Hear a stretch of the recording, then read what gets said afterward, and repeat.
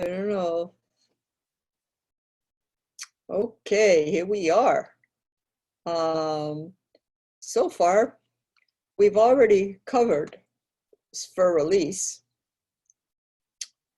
part one. And part one takes us from the beginning of the tune, or the beginning of the composition, to the first ending. And we could consider that section A. And then there's a repeat sign. And we'll go back to the beginning of the tune to the second ending. We'll call that A again, section A. So far we have form-wise section A.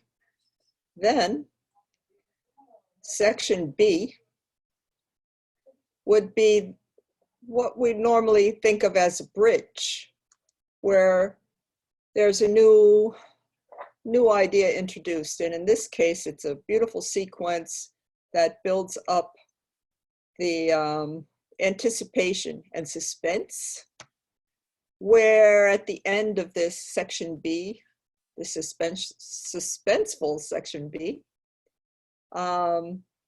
Beethoven returns back to the original idea, which is basically section A. So amazingly enough, back in the 1800s when Beethoven created this work, or it was, I don't know exactly which part of his career he created for Elise. It very well could have been the early 1800s that he created AABA song form, which was then adapted by George Gershwin in the classic American songbook, and which we still use today in jazz. So we have AABA. That's pretty amazing. Okay, so we've already covered how to finger the first part and how to play the first part, and I hope you're all making progress with the two left hand gestures with the pedal, if you have a pedal, or if you don't, just please play as smoothly and connected as you can with your fingers. And so today we're going to start with section B, which has a pickup in the second measure. So the fingering is correct with section B here. It's in sequence and it moves by step. So you have B, C, D, E is the first little phrase with the right hand. So if you put your pointer finger on B, then we can definitely play. Didn't give me my typewriter. Let me try again. There it is. You can play your fingers in order. There we go. Okay, and I'll move those. This is actually kind of fun. 2, 3, 4. And then on the E, we're going to play that with our little finger. Okay. I don't know why I have all this stuff here. Okay, great. So 2, 3, 4, 5. So 4 notes in a row. And that brings us up to the left hand section. Now, the left hand is, it modulates to the relative major key. So as you noticed, the first part of the song is in A minor. It's actually A minor, which is 1, and then it moves to the 5 chord, which is the E7, and it goes back to A. So it's basically 1-5-1 as in terms of vertical harmonies that Beethoven composed in our first section. The second section, it moves from the minor key to the relative major, so it has a feeling of brightness as it moves into the major key. Yet it maintains the same left-hand gesture as you used before in your A minor section, except instead of A minor, A, E, A, we have C, G, C. So I'm just going to write those notes in capital letters for note names. It's usually the standard. There we go. C, G, C. And you will finger this gesture in exact same way. I kind of covered the mezzo forte with the first C. But the fingering is the same as with the A. So you reach from, with your left hand, with your fifth finger on C, and you reach up an octave to the C with your thumb, and your pointer finger should be right over the G, right? And so that should be played very smoothly with no motion of the hand, only motion by the fingers. And if I'm playing without a pedal on this song, once I play the note, I just hold it down. So it's really kind of a roll that I give it. Because as you can see, there's a pedal marking underneath that. And usually what I do when I'm teaching this piece is to extend the pedal marking, the pedal through these 7 notes, which I consider a phrase. Although I do clear the pedal because this 7th note is the beginning of the next phrase as well. So the next harmony group. So this first measure of section B, we'll call it, is has modulated to the key of C. And this, I think of this as an arpeggio, bum, bum, bum, da, da, da, as 6 notes within the same phrase. So I usually, as I mentioned, extend that pedal through each measure, the full measure. I don't break it off as it's marked in this version. So before we talk about the sequence that occurs in the right hand here, let's go to the other gesture by the left hand, which is the 5 of C, which is C major. So the 5 of C is G. And so we start on G, we reach up an octave G and cross over to the 3rd of G, which is B. So this is fingered in the same way the 5 chord of this A minor had been fingered, A, E, A. Now we have C, G. And we expect to go back to C, but he moves us back into substitution for C. So just be sure you reach for that octave and cross with your pointer finger over to the B. So I'm going to write in the G, G, and then B for those 3 notes.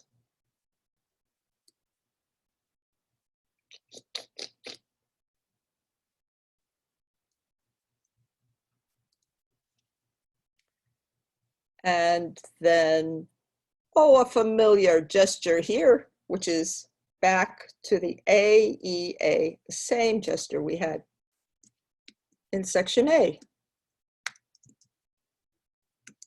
Whoops, capital letters, please.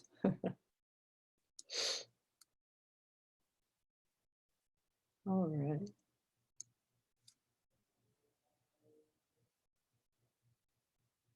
And so these first two gestures of the left hand are what's new. Everything else is repeated until we get to the famous 9 E's.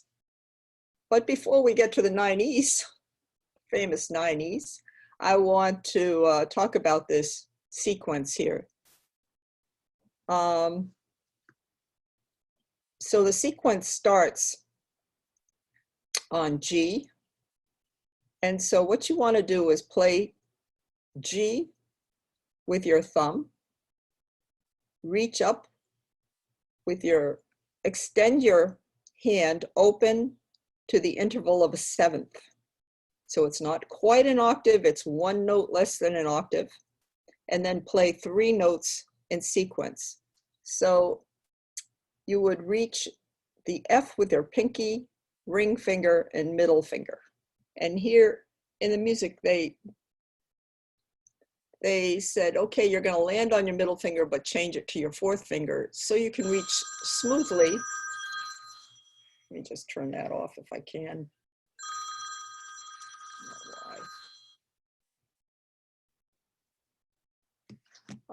Sorry for the interruption. So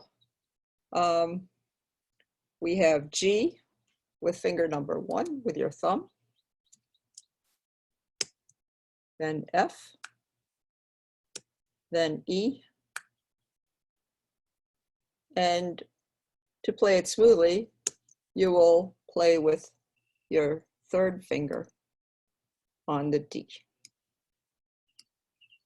And learning the physicality of a piece really helps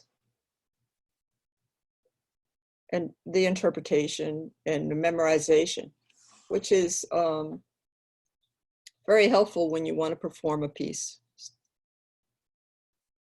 Okay, so this is the sequential motive that's going to repeat 2 more times. The first time it starts on G, reaches up to the 7th, and then basically you keep your hand in the exact same position and just move it down by 1 note. So instead of starting on G, you're going to start on F, and you're going to play same motive. And then you can move over to E, down 1 more pitch, and use the same fingering. So your thumb moves down by 1 note, your pinky is going to move down by 1 note. So you keep your hand in the same grip and basically just move it over with the same intervals of a 7th extended hand to play these.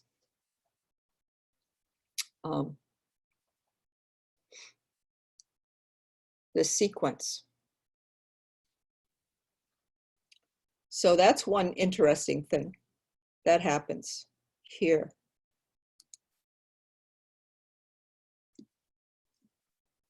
Let me just add that this is a G. Whoops. Am I stuck with this now? Why, I wrote G there. And then this would be F.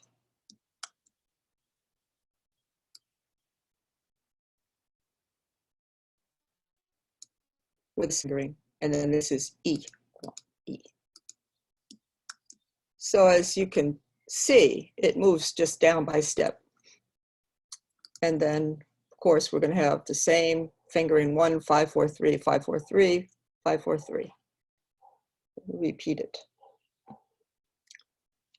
Okay, so that brings us up to the famous 9 E's. Let's count them. 1, 2, 3, 4, 5, 6, 7, 8, 9.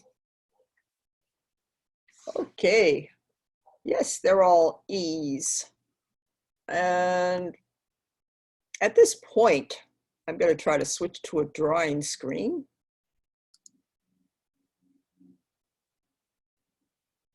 Let me draw a line, because I would like to bring your attention to the fact that, oh, I'm in green today.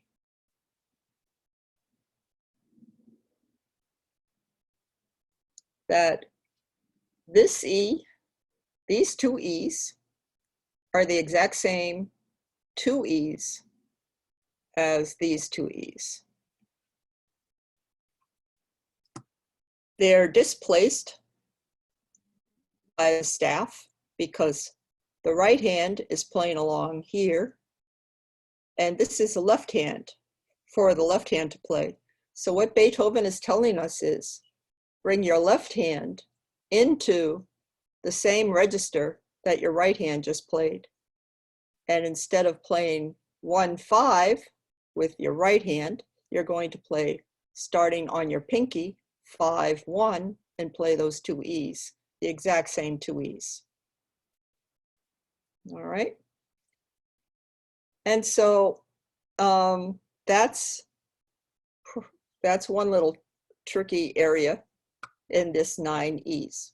The other is that you're going to play 3 E's with your left hand. And I agree with the fingering that they have here, which is pinky, pinky, thumb. I'd like you to start low and bring your hand up an octave. So you'll play a low E, bring your hand up an octave and play the next octave up, and then you can reach smoothly. There's a phrase marking, legato marking, to play those, that octave. So it's 3 octaves of E's, okay, pinky, pinky, thumb. So if you can get that fingering right, it helps make this part smooth. And of course, by sustaining the 5 chord, or the dominant harmony, which is E 7th, because he modulated us back into the minor key here, all of a sudden we're in suspension. And Beethoven loves suspense, and he likes to drag out the suspense. And he's the master of suspense, I call him. And he does this by sustaining this E when we're thinking, okay, it's going to resolve at any moment, yet we have a whole measure of just E's. And boy, somebody's trying to reach me. I don't know how to get rid of this. Might be one of us in piano class here, but I'll have to get to that in a minute. Okay, so let me just try to turn it down. I thought I turned it down, so we don't get interrupted again. There, that should be better. Okay, so we have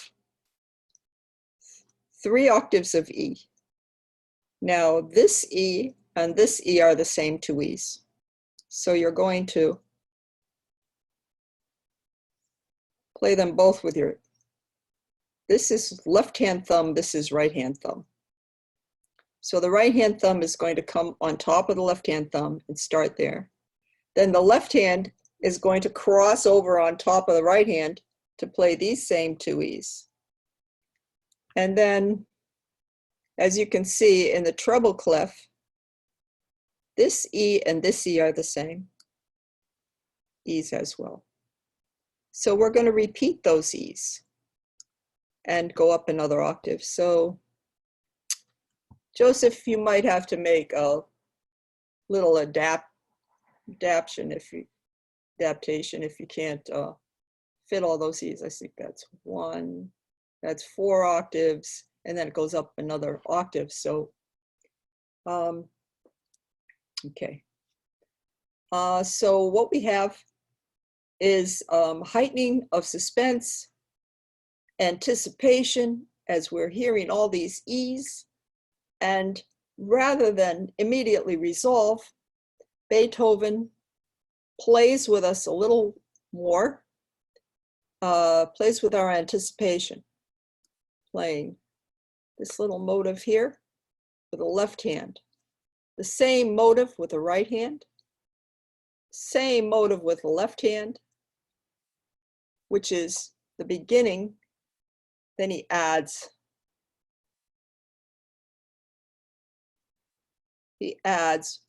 one extra note here to keep up the anticipation before he finally resolves into the same beautiful melody that we heard from section A. And so that is the story. So this is Beethoven's showiness, left hand. I mean, there's no pianistically logical reason why it has to all be played like left hand, right hand, left hand, right hand, unless you want to be showy about it and people are watching and you're trying to, you know, keep them in suspense. So this is what's going on here. So I'm going to go back to these being the same motive being repeated over again. Left hand plays here. Then the right hand plays here.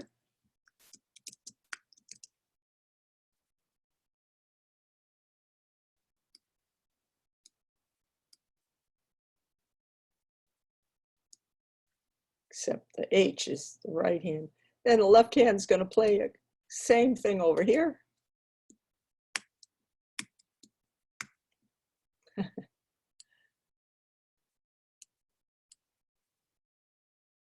So you can take your time with that. It says retard, get softer. So you get softer and slower, and people are on the edge of their seat saying, what's coming next, what's coming next? And then we come in again with this beautiful for Elise melody.